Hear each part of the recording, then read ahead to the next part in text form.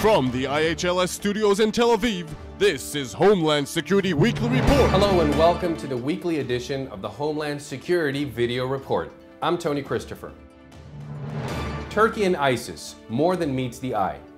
Turkey has taken a very controversial stance in the framework of the fight against ISIS.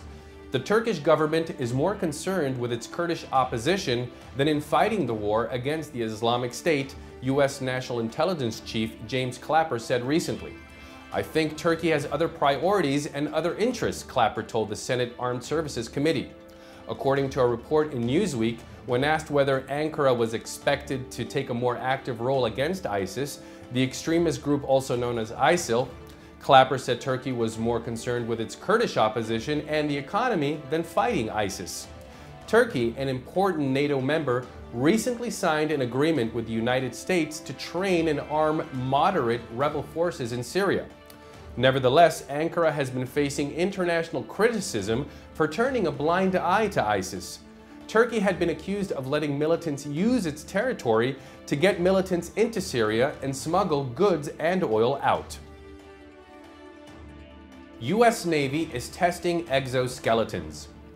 The National Center for Manufacturing Sciences, NCMS, has ordered a pair of Fortis exoskeletons from Lockheed Martin for testing and evaluation. The unpowered exoskeletons won't give sailors superhuman strength, but they will allow them to handle heavy equipment for longer periods with less fatigue. The Fortis exoskeleton allows the wearer to operate heavy tools without fatigue.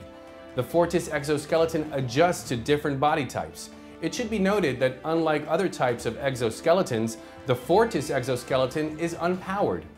According to Gizmag, one popular myth is that modern naval vessels are push-button workplaces where sailors spend all day staring at screens and clicking mice. In fact, life aboard even the most advanced warship has more in common with Admiral Nelson than Captain Picard. Crews carry out demanding physical tasks at close quarters to keep the ship in fighting trim. They may not be hauling guns or setting sails, but everyday tasks are physical and strenuous. ISIS's worst nightmare, an all-woman battalion of Kurdish fighters. According to IJ Review, hundreds of mothers, sisters, and daughters have taken up arms and devoted their lives to protecting Iraq's Kurdish population against the threat of the Islamic State.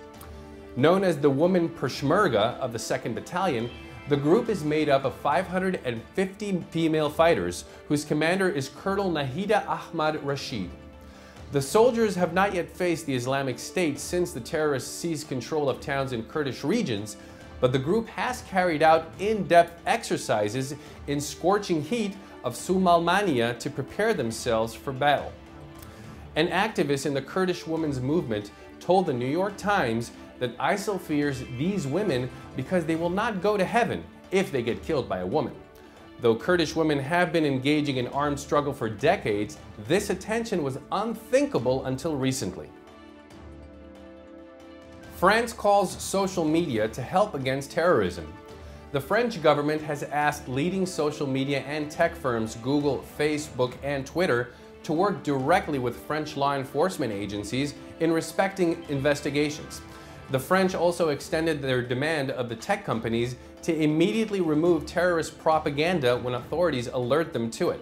"We emphasize that when an investigation is underway, we don't want to go through the usual government-to-government channels, which can take so long," thus said French Interior Minister Bernard Cazeneuve in an interview to Stripes.com, after meeting last week with the representatives from the US tech giants. The Islamic State ISIS, along with other Islamic militant groups, are using social media to disseminate their violent messages, recruit new followers and fighters, and share videos of executed hostages. Roughly 20,000 foreign fighters, including 3,400 from Western nations, have joined ISIS and other extremist groups in Syria and Iraq in the past 2 years alone. Ukraine crisis and the implications for the Middle East.